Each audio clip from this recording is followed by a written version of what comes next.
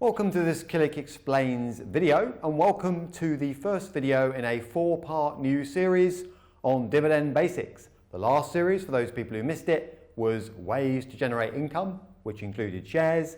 This is focusing in on shares specifically and dividends in particular. So the first video in my 4-part series is on how dividends work. A refresher for some people, and it may be news to others.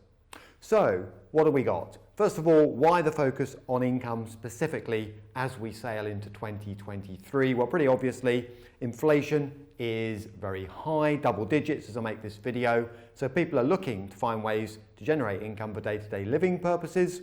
And also those people who are no longer working or have dialed down work need to generate an income because they don't have earned income or income from self-employment. So what are dividends?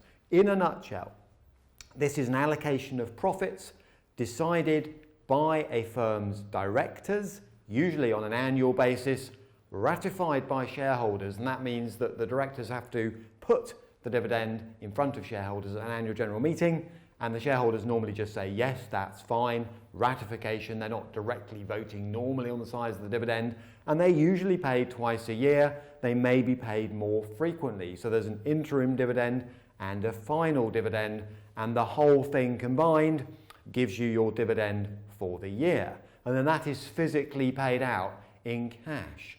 So it is basically a cash return of profits made by the directors to shareholders. So you've got an interim, a final, and both of those will be taxed as income in the hands of the recipient.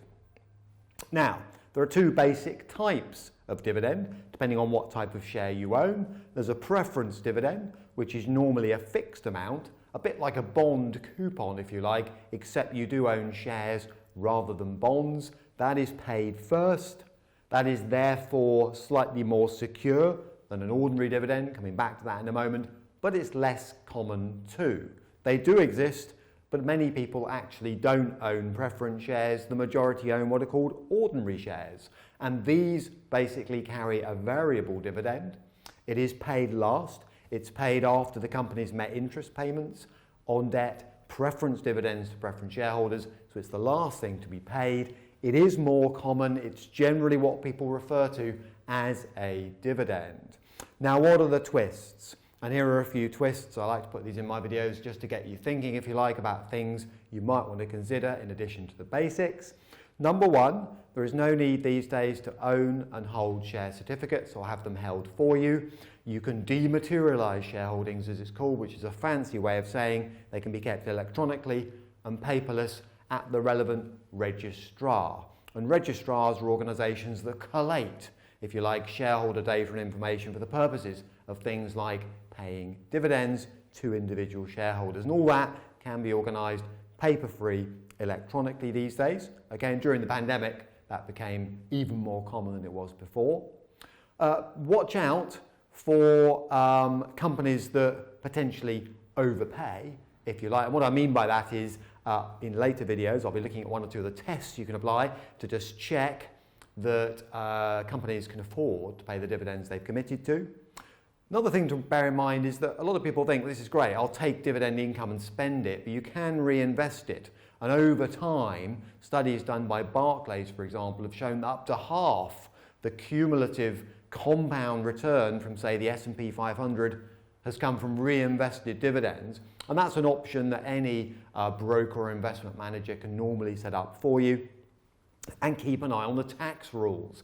So, for example, 2023, 2024, we're going to see the dividend allowance, which was already cut a few years ago, cut again, and then next year, cut again. And what that means is that dividends paid outside of tax shelters, such as ISAs, such as self-invested personal pensions, are more likely to be hit by tax. So keep an eye on that one.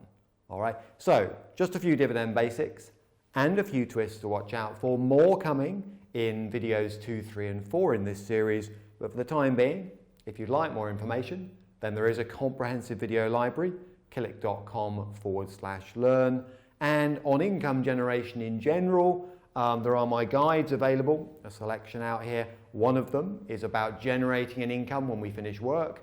It's got a grey cover. That is editor@Killick.com. And then there's Confidant magazine. That's the one just behind me here with a kind of bluish cover. And that one often contains articles around the subject of income generation, amongst other things from the equity research team.